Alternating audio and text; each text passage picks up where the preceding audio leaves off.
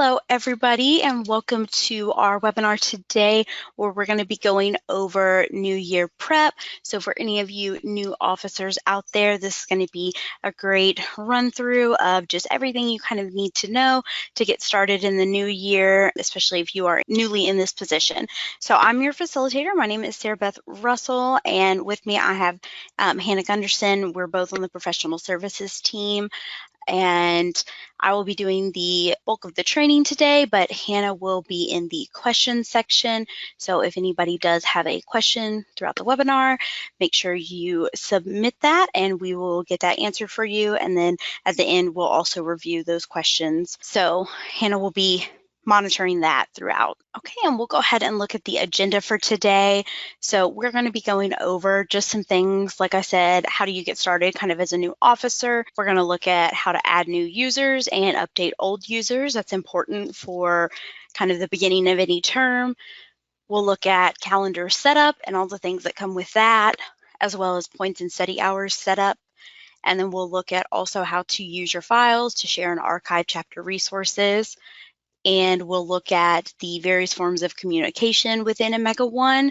And then at the end, we will have Q&A. Before we head into OmegaOne, I wanted to show you guys this.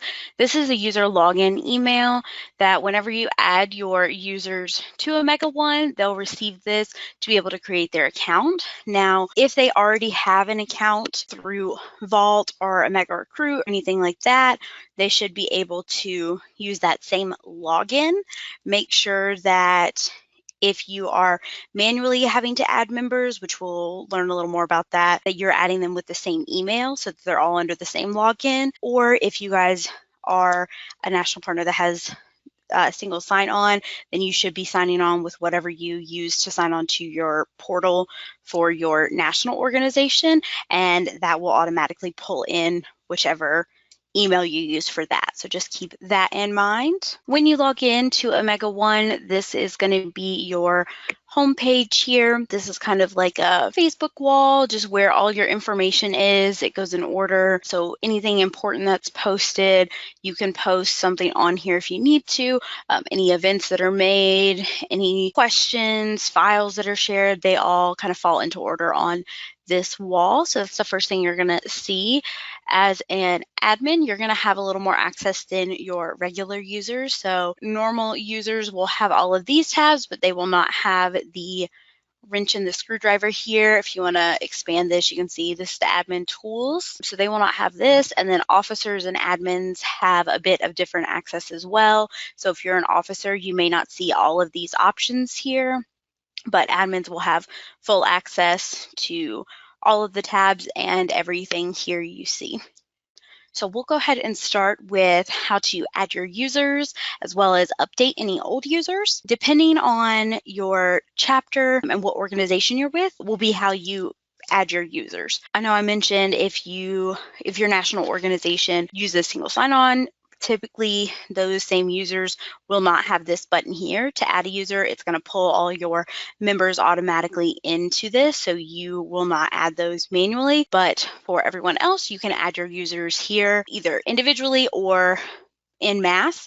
So if you want to add an individual user, maybe you only got like a few new members because it was COB this spring rather than formal recruitment, you can just add them one by one. Or if you had a transfer, you can add them to your chapter, then just make sure they have the appropriate member type and access level and their email. And then if you want to add them in mass, you can click this, follow the directions here.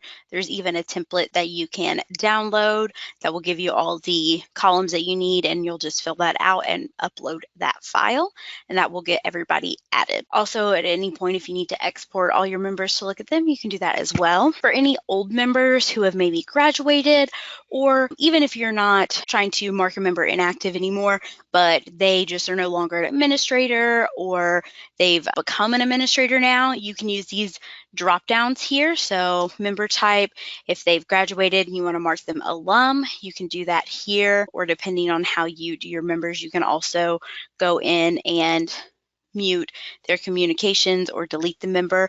Now, if you do delete the member, that can't be undone. So if you have a lot of members who come back as advisors and will need that login, or if you guys communicate with your alumni through this, you'll want to make sure to save the member. Just make sure update their member type. Then for access levels, if somebody's no longer an administrator, you want to drop them down to normal, or if somebody's become an officer or an administrator and they need that access level, you can bump them up accordingly. And this is also important to do with any of your new members. So if you still have someone marked as a new member and they're a regular member now, they've been initiated, you'll want to mark them as that correct member type. That's going to be especially important when it comes to communications, because you can edit your communications and calendar events and everything by member type. So a lot of times new member isn't automatically selected. So if you have a lot that are limited to just members only and you're not updating those new members, then they're not going to see any of those things come through. So just make sure you're updating people accordingly, and that's all going to be done right here on this page. So after you've updated your users, you can head over to Manage Calendar here. This is probably going to be one of the first things you want to do to set yourself up well for the school year. If you have a bunch of events that are happening, make sure you just have this calendar filled out. That's going to help your members just stay informed. You'll have everything out there so they know the dates for anything they need, and you can have just great participation in that because everybody's informed on those dates that are happening. So if you want to add an event here, we can do that with this button right here. We also have these color settings. So if you want to color code these events to make them specific to like different categories. So I know we don't see any in January, but if we pop over, we see chapter meetings. That color setting right there, chapter ritual, and then that just makes it a little more organized. So when you're looking at the calendar, you see something yellow, you know it's going to be a sisterhood. Same with if it's like this pink color, it's social. So that is something to help you guys out if you want to use that tool. But we can click on Add Event. All you need to do is add the title. So let's say there is a volleyball game at the school. You can add a little description here if you need. You can choose to include new members. So this is what I was talking about with updating the members. If there's certain events that you're not including new members on because it's specific to sisters, or even if, like I said, you continue to keep your alumni informed through OmegaOne and you want to include them here, just make sure you're looking through this. Officers and administrators are always going to get notifications, so they'll automatically be selected, and then members are typically automatically selected as well. But even if maybe there's just a new member event, you can change that as well. So this is really customizable to who you're needing to communicate with. Set your event date and you'll set the time as well. You can say if it's an all-day event. So if we're setting that date, and let's say the start time is 5 p.m. You can also set something to be a recurring event. So I know we looked at the chapter event that we saw on February. That's a recurring event. So if you do set that up though, the check-in gets a little tricky with that. So if you want to do check-in with your events, then do those individually, not as a recurring event. But so we'll just do this one for setting that up. But if you do check the recurring, it'll ask you when you want that to reoccur. You can set that for every month. You can choose a specific day or you can choose a day of the week, however you're wanting to set that up. And then you can also choose your color. So for this, if we're doing a volleyball game, let's just say that's a university sport event. So we can check that event color. Then with your calendar options, a great thing you can do here is your event check-in type. So there are 3 different things you can do here. You can do location-based, passcode check-in, or QR code, depending on how you're wanting to set up the event. If you want it to be location-based, that's typically great for something that's in a specific location and maybe it lasts for a long period of time. There's not going to be someone specifically checking people in. And so as people come and go, they can just check in based on their location tracking on their phone. So if you want to use that, you can. And all you have to do is draw your location, make sure you fully encompass it, and then you can add that in. You can add a timer as well. So if you only want it to allow people to check in within the first 30 minutes of the event or something like that, you can set that timer up for the event, and that'll be, you'll just do it by minutes. If you are doing the passcode check-in, that is going to be where it just generates a passcode, and then you as an administrator will be able to present that passcode. This can be great for things where maybe you're doing some like workshopping or anything like that.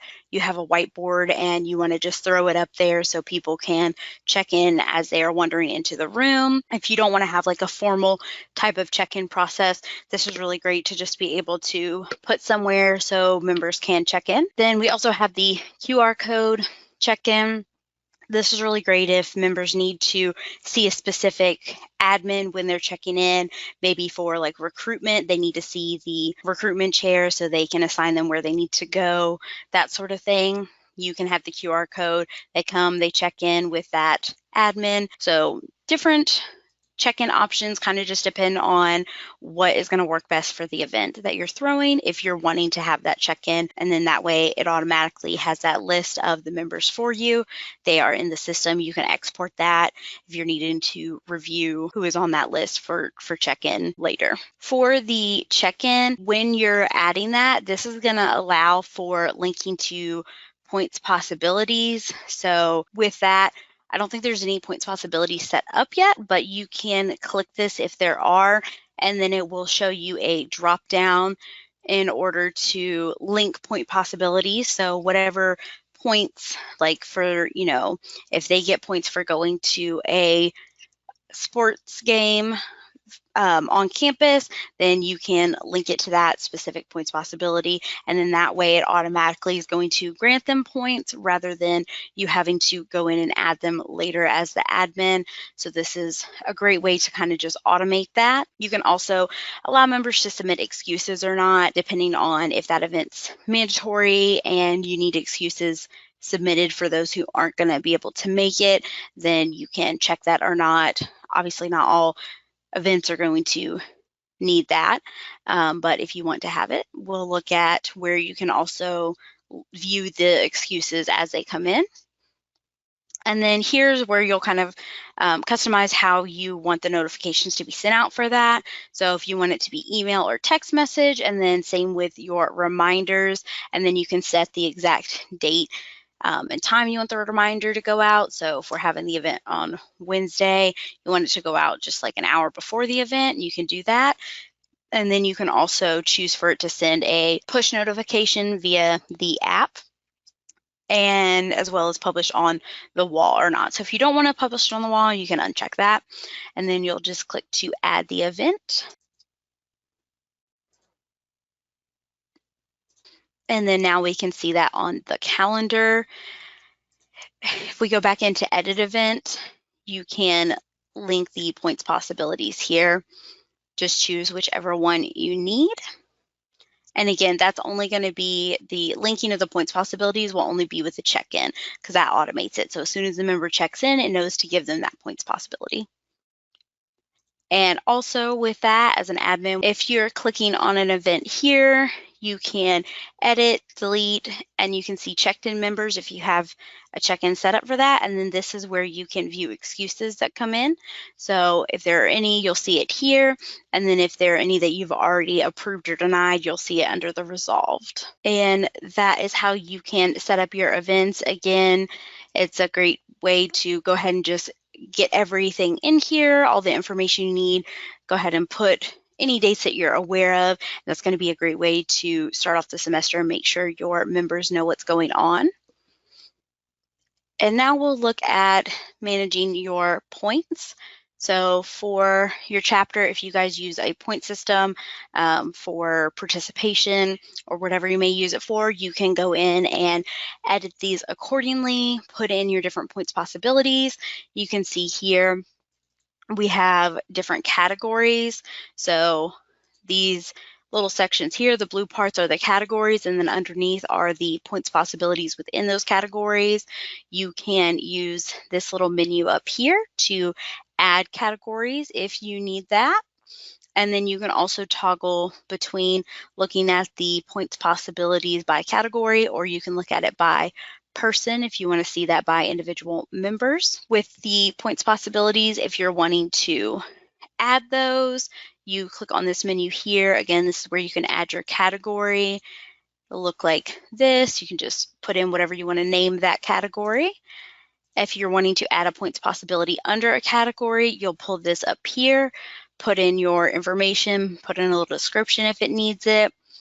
Whatever that score is, you can either do this as like depending on how your scoring is set up, if this is like extra bonus points on top of what they need to earn, you can click this, and then you can choose the amount they're able to get. So if it's just you got the points or not, you can set it as that, or if you're able to come for half of an event or something and they can get half of the points, you can set it up to do partial. So if it's going to be different amounts, you can set it up for that, and then you'll choose what category it goes under, and then you can also put a cutoff date for when they can appeal for the points. So if the points possibility is happening on the 31st of the month and you want everybody to have their appeals in by the 5th of the next month, then you can set that cutoff date to be then. So however you're wanting to do that, or you can leave it blank and then they can appeal all the way throughout the semester. And then again, down here, you can customize who is able to see those points possibilities. So if your new members do points as well and they need to be able to see this, you can include them, or if they don't use the point system until you're initiated, then you can leave that blank, however you want to set it up.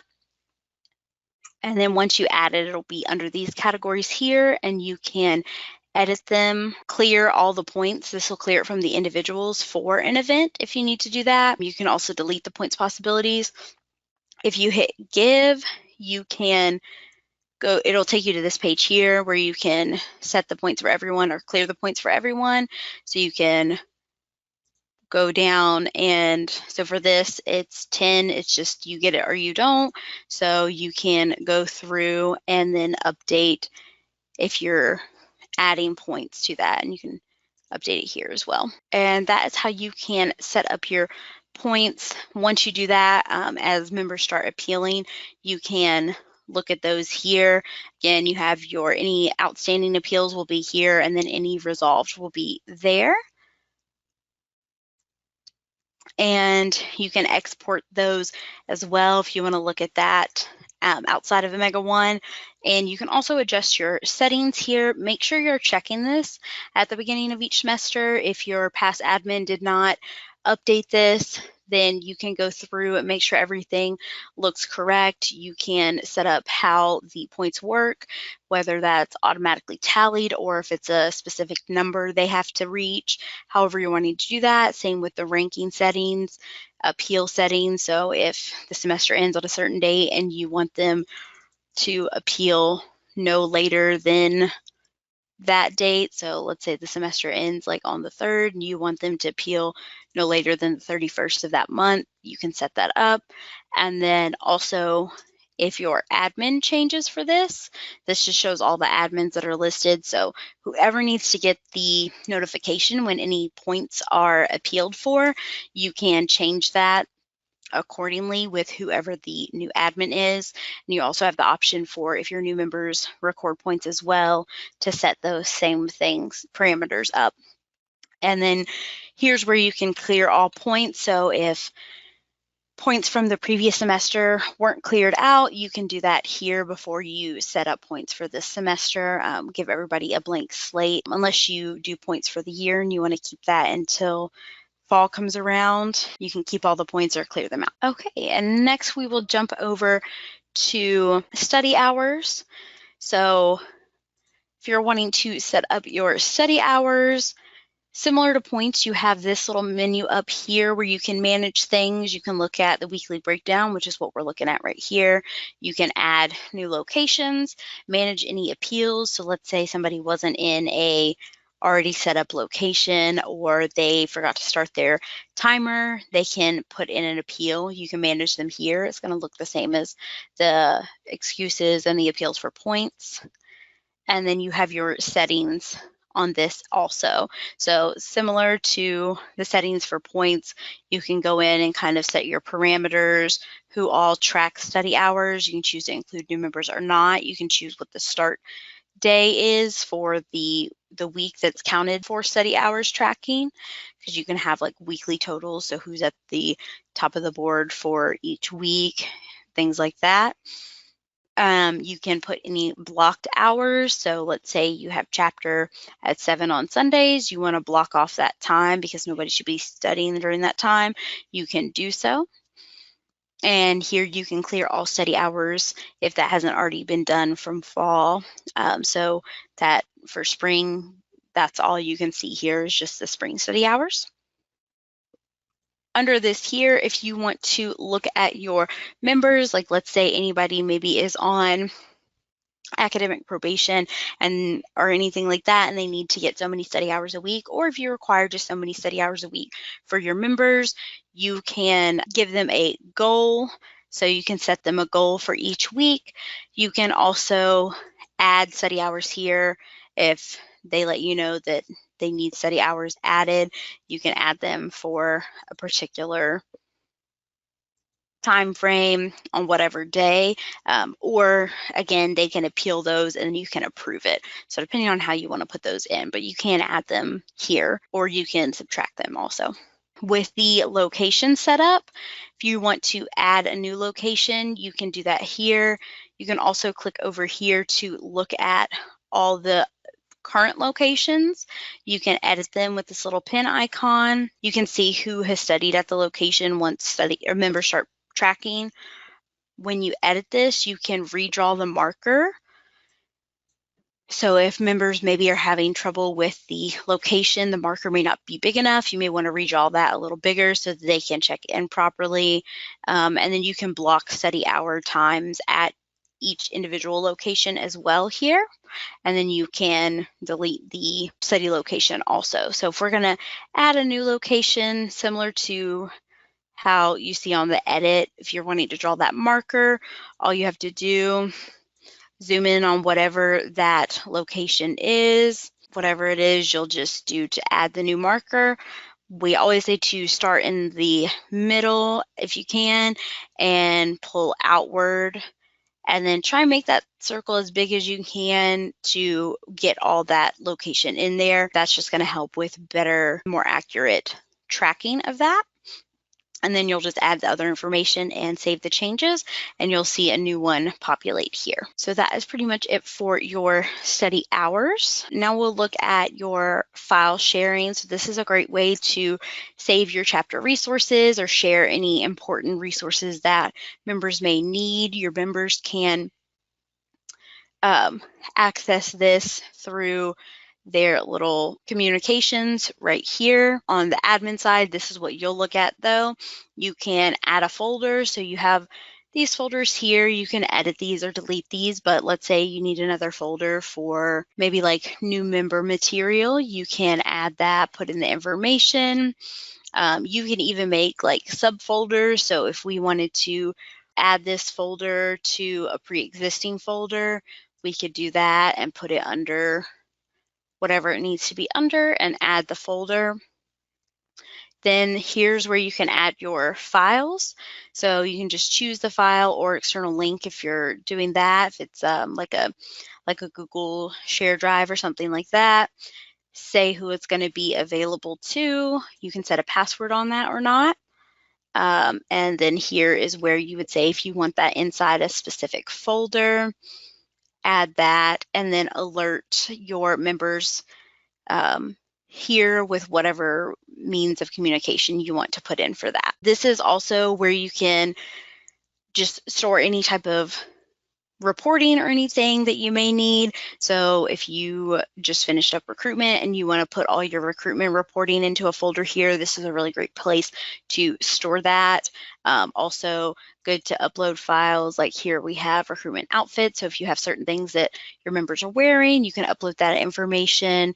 Your chapter bylaws, dress code for chapter attire, your chapter minutes, anything like that. This is just, again, a great place you can store all of those resources. Lastly, we're going to look at the different forms of communications. So under your admin tools here, you have a few different ways you can communicate. You can send out questions and polls to communicate with your members. So there's several different ways you can do things here. You can also look back on old polls and see stats and edit, delete accordingly. When you're adding a new poll, you can just fill out this information here. A quick vote is basically if you're maybe like voting live in person and you're just wanting to run a quick vote through the system, that's what that's going to be, basically not one that's going to stay open a long time. And then you can fill out the rest of this information. Let's say you want to do like allow your members to have input on what bid day theme should be. You can add files that show like the different theme options and then add them. So you can choose how many different answers or what type of answers they can give, and then preset your answers if it's something that, you know, it's either this, this, or this, or you can allow them to have open text box if it's more of something you're wanting input on from each member, and fill out the rest of this. You can have it be anonymous or not. There's several different options that just allow you to customize this accordingly. So that's one way you can communicate with your members, is by asking them questions and sending out polls to get them involved in decision making. And then you also have your manage groups here. This is part of your communication. So whether you're doing that by text or email, these groups can be set up to help you better organize who you're communicating with. So as you can see, we have a few groups set up here. There's an events committee, so that way when we're sending out emails or texts, if we just want to talk to the people who are listed in this committee, we can do that. And then we have all your regular groups as well that are by access level and membership status here. So you'll automatically have those, and these are just ones you can add. You can click this to add a messaging group, fill it out, say who can join. So if admins want to control who is put in the group, you can choose that option, or people can choose to join themselves. Either way, when you're setting up that, this is how you will choose what members are in the group. So for a group, like let's say this is like bid day setup committee or something like that, you can go through the members and choose who's going to be on that. So if we want to not say members, you don't want all of them on there, it's just going to be a select few. You can then click through what members and pull them in to this side and add that messaging group. So these would be the members in that group accordingly. And then once you have any specific groups you want set up, under the manage emails and text, when you go to send that, you'll see all your different messaging groups. So you can select those specifically, or if it's just a message that needs to go out to all of your members or new members, depending. Right now there aren't any new members, so you can see there's no new members or alums, so that's not an option to be able to select, but you can select what group you're going to send it to and fill that out. This is specifically for emails, so you can put who the reply to email is going to be. Subject, you can add a file to email ones, and then you can choose to send it now or to delay that send if you want to send it closer to time of an event or later in the day, or maybe you're up really late, so you don't want to send it in the middle of the night, you want to send it in the morning so everybody can see it. You can just do to send that later. With your text messages, you don't get quite as many characters. You just have 140. So these are better for just sending out like quick messages, maybe the location of an event change, something like that. Again, you can still select your specific groups and it will send out messages. For this, your members need to make sure that they have all of their information correct and updated so their email is right, and then any phone number that they have under their profile up here, that it is correct as well, so they can get that, and that all their settings are correct to be able to receive those as well. And then a little newer to OmegaOne, but another way to communicate, we have the chat over here. So you have your chat log. You can pull this up to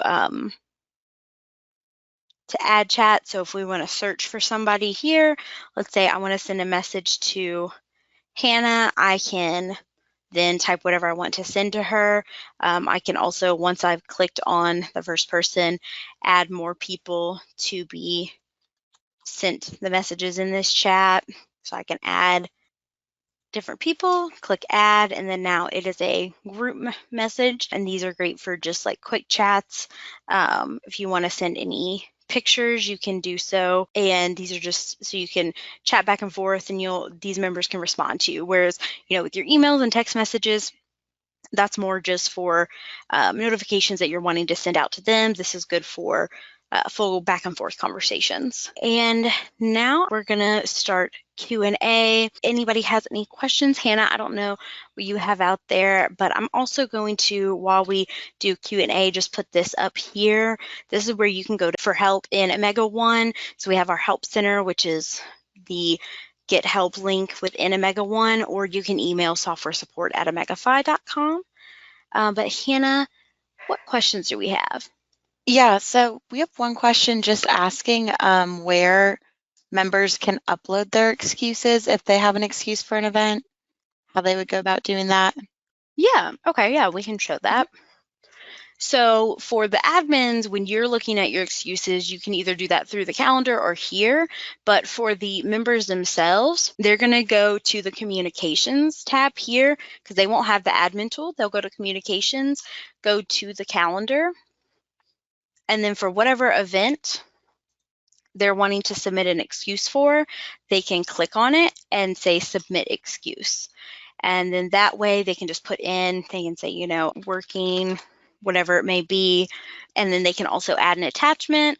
So, or if they're sick and they want to add their doctor's note attachment, whatever it may be, they can go through this to submit that excuse and then just save and add. Once you do that, actually, hold on, let's say work, save and add, that'll be on there. And then for you as an admin, you'll then see it when it comes in here, and you can approve or deny it. Whenever you approve or deny that excuse, that member will automatically be notified, I believe by email, that has gone through either as approved or denied. So that is where you can do that on the member side. Okay, perfect. And then similar-ish question, they were wondering how they could, or how members could maybe submit for points on their end or kind of go about doing that. Yeah, under their My Account tab, they can go to their points. So this is how they look at their overview of points. So each individual member can look at what points they have, and then as you as an admin, as you add points, they'll be able to see those points possibilities. If it doesn't already have automation, like you have taken role at the event and you as the admin are going to add it, or it was linked to a calendar event to automatically give that with check-in. If that's not the case and they need to manually ask for that, they can go here. I think these are all past due, but any current events, they would be able to put in an appeal for that point. Yeah, I think these are all past due, so they're not showing it, but they would be able to appeal for points on this page here for any points that are still outstanding or able to be appealed for. Oh, this is why. But normally you would see it on this page. So again, under their account, under points, then they can appeal for any points that are on this page. Perfect. Thank you. I think that's all that they had so far, but if anything else comes up, I'll let you know. Okay, sounds good. And while we're still looking at this, before I put that contact info back up on the screen, here's that little Get Help button. So if you click on that, this takes you to our help center. You can click on any of these categories, or you can search if you have a specific question. It's going to pull up various different articles that you can look at, and then it will show you anything that has something to do with that. So you can just click in one of those articles, read it, see if that helps you out.